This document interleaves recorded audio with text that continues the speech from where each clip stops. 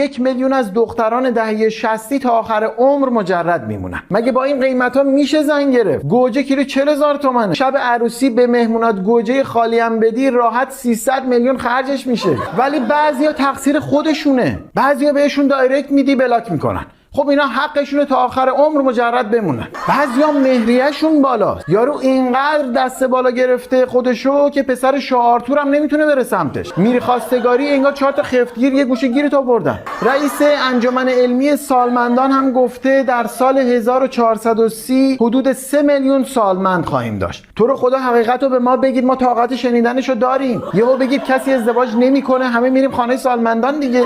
یکی از خوبی‌های نسل ما اینه که همین کثافت کاریایی که اینجا داریم میکنیم ما میتونیم انتقال بدیم خانه سالمندان. یه جوری به فساد بکشیم خانه سالمندانو که بیان تک تکمون رو بندازن زندان. نسل ما دست از سرتون بر نمیداره. نه ازدواج میکنیم نه آدم میشیم.